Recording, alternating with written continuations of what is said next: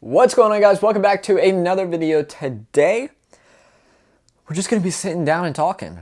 So if you want, get comfy, grab a snack, whatever you want. It's gonna be a little bit. I'm gonna have chapters at the bottom of the screen inside of the description, so click on it, jump to the topic you want to hear about, and let's go ahead and get started. So today I don't have a guest with me to talk and to explain different things of their opinion.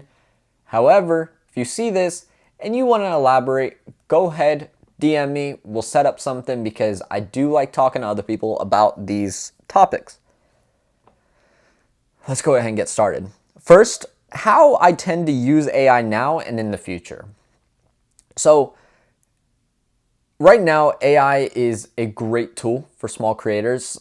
You can use it to rewrite certain things that need to be rewritten, and you can use it to your advantage when creating concept art for yourself. But if you're using it to create ideas and you're creating it and you're making it create like scripts for your next project, that's not okay. That's not you thinking. You can't give yourself credit for putting in a prompt and letting ChatGPT cook up something crazy good. It just doesn't work like that. Like, people will hate you for using AI to create something that you could have easily created.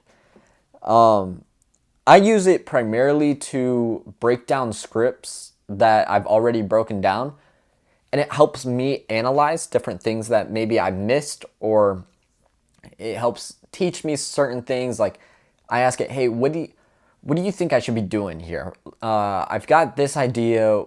What should be the next step? It'll give me my next step, and then I go, oh, obviously it was that, and then I continue working.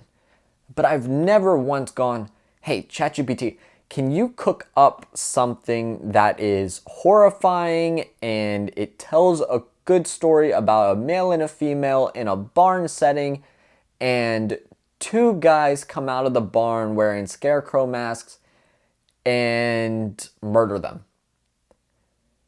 I don't tell it to do that.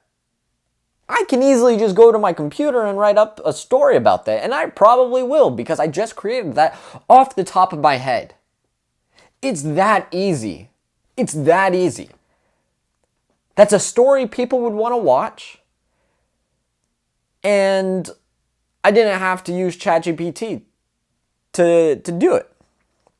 So in the future, will I use it a lot more? No, it'll probably go down as I continue to create things. I'm just now looking at my screen, and I really hope that I'm not as white as I think I am. I know I'm pretty white, but I hope I'm not that white.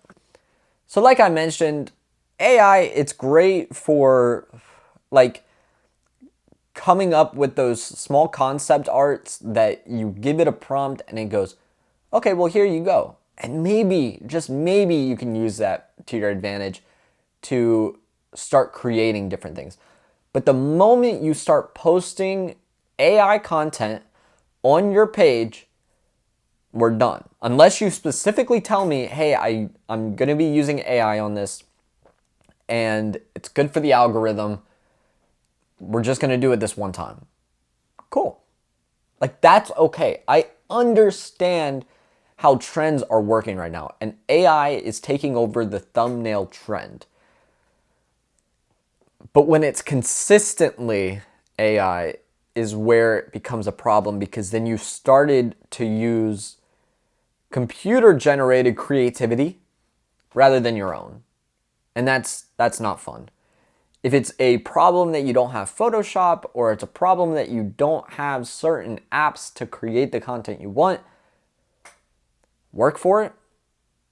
Like, make the money and afford Photoshop, because you could do a lot more with Photoshop than you actually think. And it's a great learning tool, because as we get into a more digital world, that job's going to become more and more accessible. So get into it, start learning skills of how to edit, and maybe ask ChatGPT, go, hey, give me some free apps that I can use to create the things that you're creating. And it'll go, okay, yeah, sure. Let me find that. Would you like me to do some more? And it's like, yes. Give me the information I need to be able to access the things that I want. Why do I write so many screenplays but not release any of them? If you guys know me, I have about 22 unfinished scripts. And I say unfinished scripts meaning they're not fully filmed. Maybe some of them have partially been filmed and concept filming, but most of them are just in a folder under documents, and it's just a list of screenplays. So why do I not release any of them? And why do I not send them in anywhere? Well, no one's gonna buy a short film script for much, because they can easily alter it and make it their own for free.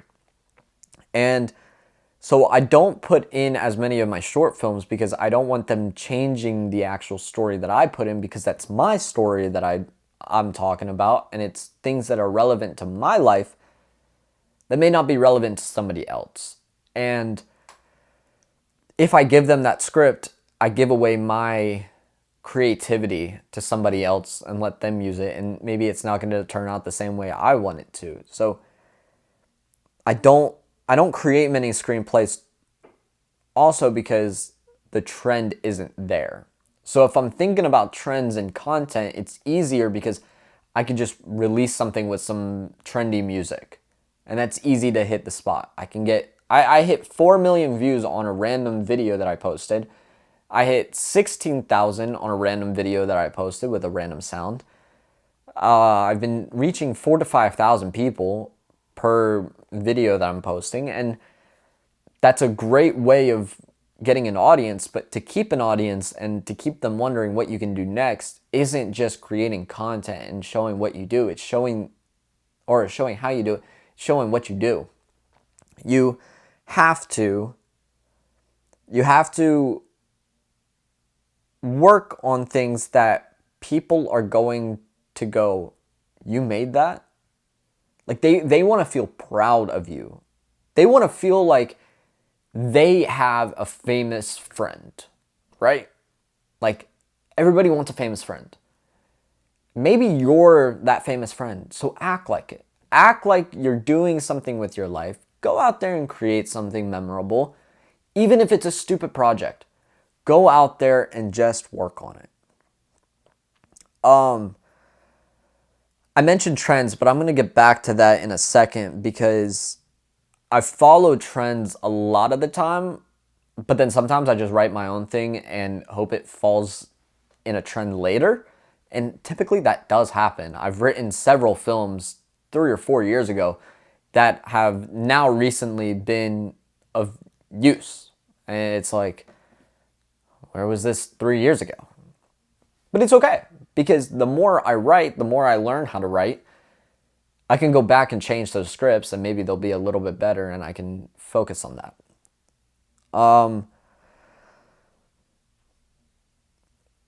Talking about not releasing things, where did Journey with Josh go? Usually he's my partner. He's always with me on certain shoots. We had a disagreement one night back in October, and since then we have not talked.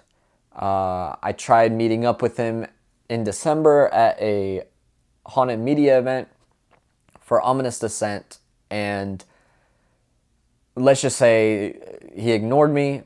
He gave me a fist bump. He asked me how I was doing, and likewise. But the moment I went over to Josh, he was just too focused on his phone. Too focused on him. And if you're going to... How do I say this? If you're going to diss me because of a small little argument that we had,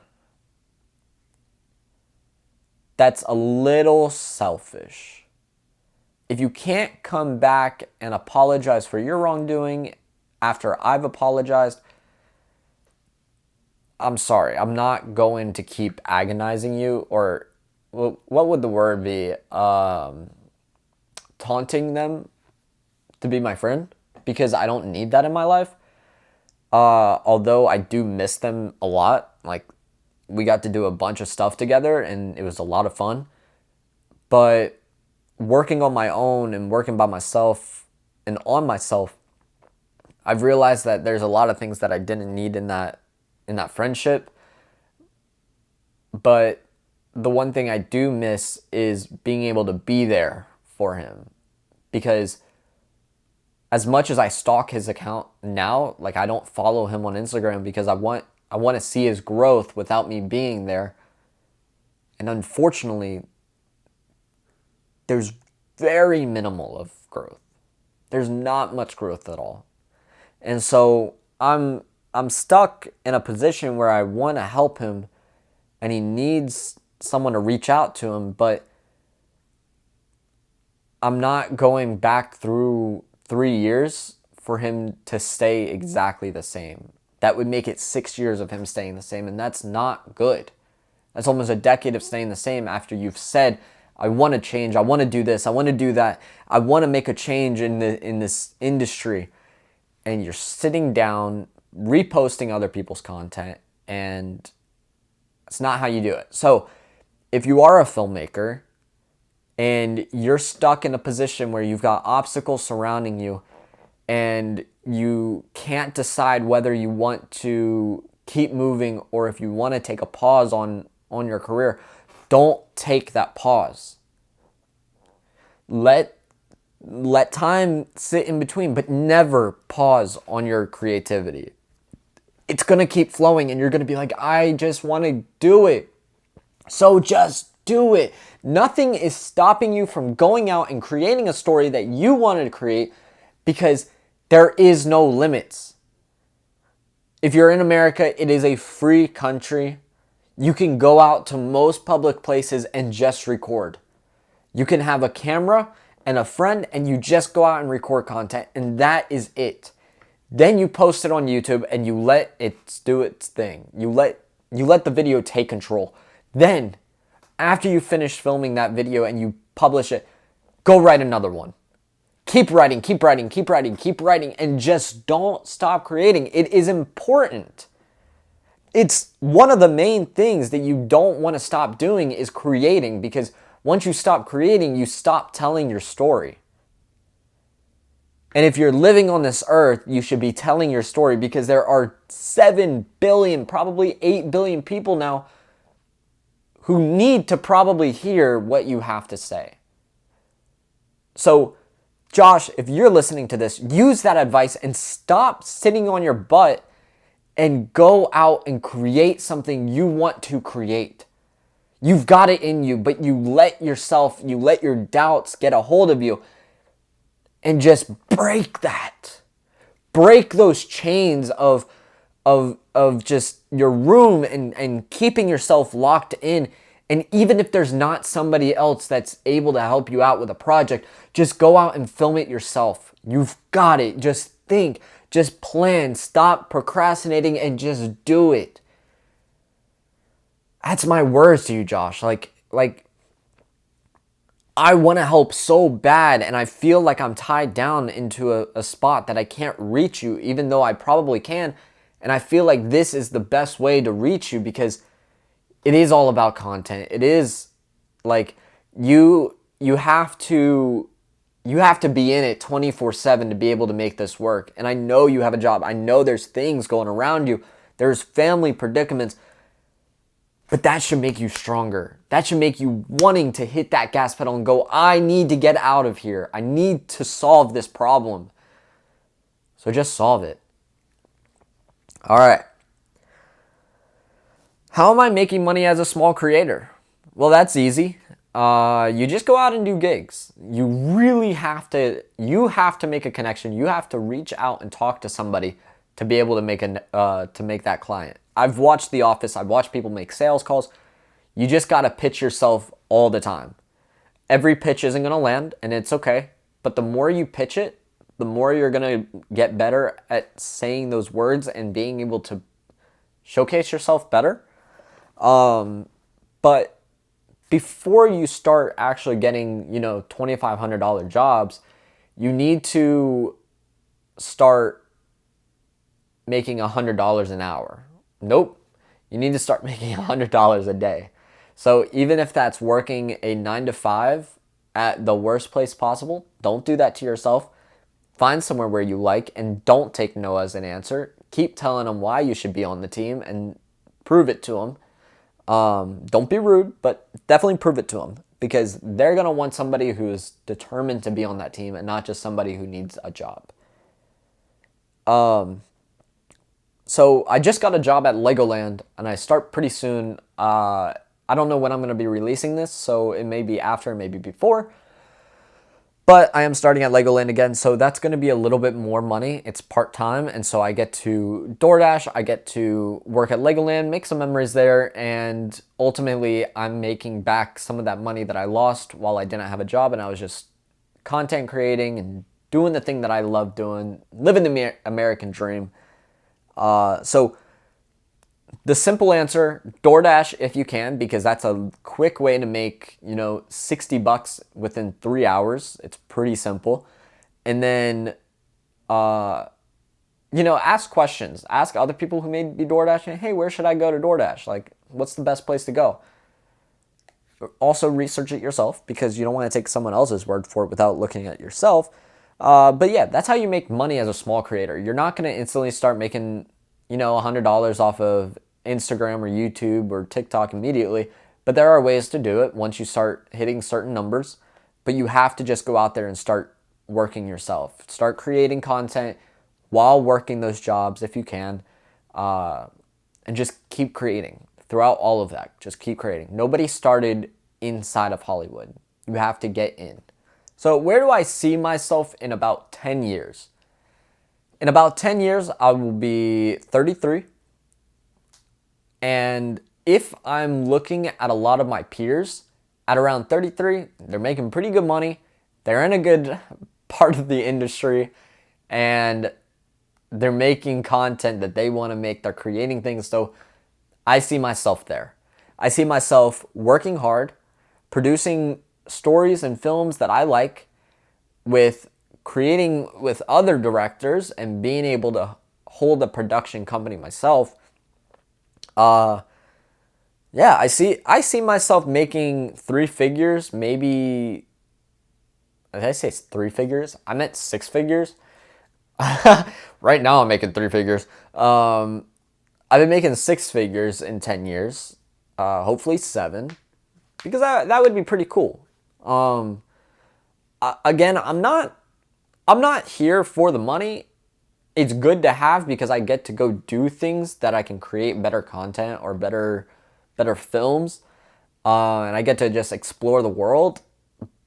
But I do want to give back a lot of that money that I receive, whether that's through cast and crew, sponsors, anything like that. I really want to give back. So know that when you're subscribing, if you haven't already and you are getting something out of this, maybe consider subscribing.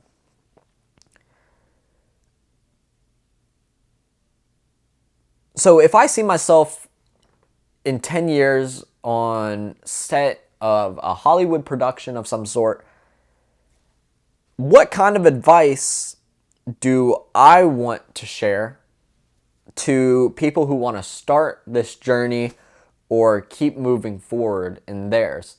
And all I gotta say is just keep going or start. Like, if you already have momentum and you're continuing to create, just keep creating. Not every single one of your videos is gonna hit, and that's okay. If your video is getting 4 views, take it down, repost it, add some hashtags, add a different caption, add some music to it, and maybe you'll get some more views out of it. But it's okay to not have consistent views at the start. You get consistent views when you're consistent, and you start making those films that are consistent with your style, and you're not going all over the place trying to create different things. If you want to start, put in a little money. It is an investment. Get a decent camera that you'll be able to run with for a couple years, instead of getting a T7i and having like a smaller lens option and it's not good. Like the quality, yeah, it's there, but like you can get better lens options, and yes, they're a little bit more expensive, but like I said, it's an investment, and I've had this camera for roughly 4 years now, and it still works perfectly fine, and I've shot dozens, over a dozen projects and countless photos. Like I've done wedding photos, wildlife, landscapes, cityscapes, portraits. I don't know if I said haunted attractions, blah, blah, blah, all these events. So I've racked up a lot of, like on my shutter count, I know it's racked up there. So yeah, just invest. Like you don't have to have the best of the best. You don't have to have an FX3, an FX6, but get something that is relatively easy to use. The ZVE1, I'm not a huge Sony person, but I do recommend that as a starter camera because you have the lens options that are really good. Like you can get great Sigma lenses for it. I use the Canon R. It is the brother to the Canon RP, and both are very good. I just like the R a lot better because it does have that 4K capability. It has RAW, and it's got the C-Log on it. So there's a lot of things that I wanted in a camera, and this was the base cinema camera that I was looking for, and it ran me about $1,500. It's probably a lot less now. So I think I talked about trends in content versus trends in cinema, but trends in content are vastly different than trends in cinema because trends in cinema right now are like animals. We had primate, hoppers. There was another animal movie. There was Zootopia, excuse me. There's a few other ones. I can't think of them off the top of my head right now. But as I go to the movies, I look at these different things. And right now, right at this moment, it is monsters. Like, monsters are taking over the cinema again. We have Dracula that came out not too long ago. The Bride is coming out. The Mummy is coming out. Lee Cronin's The Mummy. And then I believe down the road they have another Frankenstein movie coming out. But yeah, there is a lot of monsters coming in. Faces of Death was a good one. Dolly. So there, yeah, Scream. Like you have a lot of these monsters and serial killers that are coming back and making in their appearance in cinema. So you have to follow those trends. They don't last forever, but when there's a trend, it all happens in a certain time, but they're pre-planned trends. So they're sticking to this monsters and then animals and before it was like cars, like because you had F1 and you had like all those different car movies coming out. You had war movies coming out. And so there are trends that you can follow. Don't just look at the one, movie coming out in March or in April and going, oh, well, that's the trend, I guess. No, look at all the other ones. Like, find the trend that's in there. Is it monsters or is it monsters and romance? Like combined. Because Bride, it shows that romantic value into it. Missy, come here. You want to say hi to the camera? Come here. My cat's in here. Come here. Miss. Come here. Come here. Come here. I'm gonna put you on camera. Hey guys. Mickey's my little Missy. It's my little Missy. Alright. There you go. Now she's back up there. If you hear her meow, I apologize. Because she can be very loud. Alright! So, now that we got done with those topics and questions, because those are things that I really wanted to talk about, but I didn't want to make a whole video on it, so I really wanted to just yap away at it. There's a few questions that I want to answer because I asked one of my fellow director friends these questions about his latest project, Scream, The Last Take. It's a Scream fan film, and He released it on Instagram. He released it on YouTube. So I'm going to put a link up to it so you guys can go watch it. I started it with a bunch of other people. And it was a lot of fun to work on. So being an actor in that film and being a director of my own films and sometimes acting in those, I had a couple questions for him. And I want to read these out. At what point did you fear that it may not come out as you intended? Was there a backup plan? For most of my films, there is no backup plan. It's really just, here's a template, go until you can't, and figure it out. There's no backup plan. There's not, oh, this failed, okay, let's do this. That takes away from the creativity in the moment. And so I feel like with that being said, like, I just don't want there to be something that can stop me from going, oh, this might actually be better. I could utilize it. Like, oh, wait, so if he does this and then he does this, like, that just all comes together at the beginning of the film. And that's what I want. I should have prepared this a little bit better. Let me search up Matt because he texted it to me. Matt is the director, and I think he's the CEO or maybe the founder of Media Geeks. But yeah. What Matt said was, I don't fear anything. I realize that it never comes out the way I imagine, but I'm open to it because that's how creativity is made. In the moment, change occurs and I accept it and roll with it. I have to be quick on my feet. Backup plans happen in a moment, but we have a time crunch even if there is more I would like to do. And that's true. Like, you do have a time limit. You're in a box and you've got to think outside of it.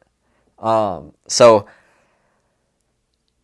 if you fear it, you're not confident enough, you shouldn't be directing. Directors feed on fear. They'll take that and go, okay, let's go do this. Like, they want to consume it and make it better. The next question was, what was the most stressful part within all the stages of production? For me, when I was working on Left Alone, the hardest part was getting people to come out and stressing when I get there that they are going to still show up the same day that I texted them, hey, are you guys coming out? And it's not paid, so they don't have to be there, but I think that's the most stressful part, is knowing, hey, do I have a cast or a crew like that I'm going to work on this? And you have all these plans, like you have locations rented out, you have all these things already done, you have props out, you already set up the set, and now you're waiting on your production crew and talents. What Matt replied with was the same thing. Most stressful is making sure people actually show up. We do all the work, planning, scheduling, gear setup, script writing, lighting, editing, and directing, and all I ask is whoever says that they want to be a part of a project, that they stick with their word. The moment someone bails last second, then you are out of my circle. If you give me a heads up, then I totally understand. And I agree with his statement, because really, you're dependent on these people. You're dependent on their creativity and their, their plans for their future. Like, hold on, I'm going to stop my camera before it stops. Okay. But yeah, you don't want to stress out too much, because when it does get time to film, you've got all that on your head. And yes, it will be a relief when they all show up, but you still feel like if that wasn't it, what's going to be the issue, right? So yeah, as a director and cinematographer, but like what you do with different talents, it is based on if they want to actually complete it themselves, because you want to, but how much do they want to? What was the most, or another question I had was, How did your emotions differ from when you began setting up the set and to the end of production? On Left Alone, I was nervous because I was going to have to perform in front of other people as a actor and a director, with also like controlling everybody else because they didn't know what their jobs and how to do them. So I had different hands, but I didn't have other brains with me. So I was nervous, I was scared, and it really affected me and how I wanted to produce that. And I have yet to go back and produce it again because each time I go for it, it fails. So it's either telling me I'm not ready for that project or it's not ready for me. So how did Matt answer that? Setting up the shots can be stressful. The toughest thing we had a problem with was the rain. It's a beautiful idea if it can work. It took us too long to set up and get working, which then pushed us back a lot in the actual filming and storytelling of the film. By the end, though, it's truly a great feeling knowing you at least created something. Not many can even say that they at least tried. I'd rather create any day than sit on my ass. That's the only way to learn and grow. And it's true that, like, you cannot create something by sitting down and doing nothing. It will not work. So getting up, putting in the effort to create something that may have been on your mind for years is an accomplishment. Going out and getting it done, even if it looks the worst, you still did it. And you can say that you did it. And now go into another set and make it better. I like this next question. What did you notice in post that you may have second guessed yourself on set and realized you should have gotten the extra take or audio bit? This was heavily the theme of Left Alone. Shots were bad. I should have taken extra shots because, or like extra takes because, well, my other crew kept appearing in those clips, and I didn't like that. The audio also completely failed. I did not check the audio because I trusted the person working the audio would be, capable of doing it. But it's okay. That project is gone. I learned from my mistakes, and now we're on the road. Matt and I are very similar. He said, audio was tough. I can't hear what the boom mic crew is hearing. We could have had the mic closer and levels turned up. Also ensuring backup audio with labs are important. The other thing is blood. Makeup artist bailed last second. We were rushing, so we changed the death scenes to not show blood scenarios, which sucks because it takes away from the film. And yes, having people bail takes away from parts of the film because you can't go back and change all of those last second if you don't have the actual tools to do so when you're on set. Because like that makeup, somebody could have gone out and gotten makeup, but we're already there. We're already like ready to film. We don't want to go over time. This is a great one for me. What was your gut reaction to seeing the film for the first time and after it being fully completed? My motto is, it's not really my motto, but I think about it all the time. If I'm not crying after I finish a film, I didn't do it right. Because every film that I've completed, whether that's an actual short film or it was like a travel cinematic or even a wedding video, that wasn't even my wedding. If it makes you cry, you've done it right. And on most of the projects I've done, I have cried because I'm doing it.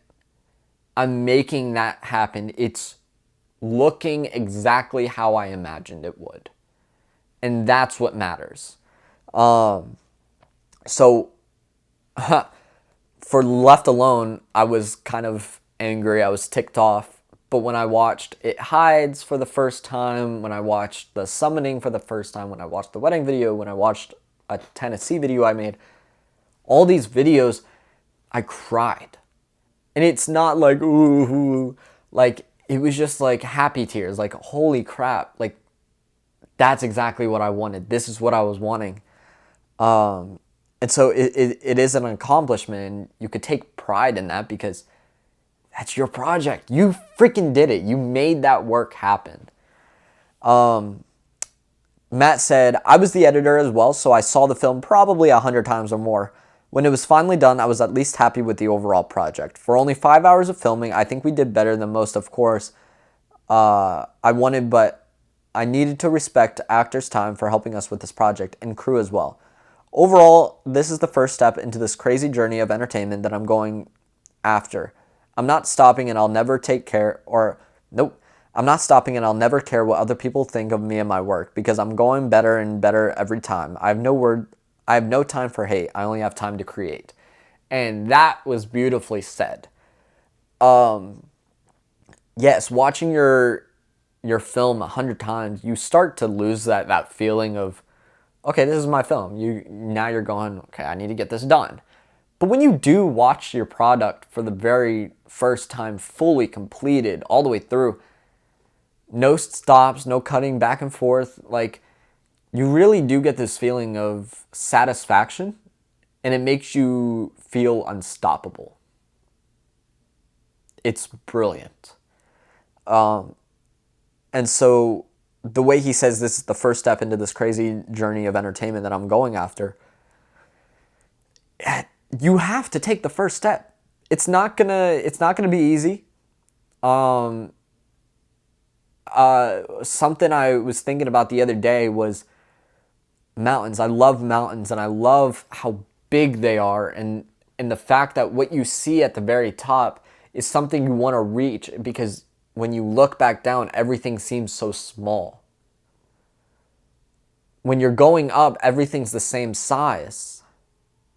But when you get to the top, everything is smaller.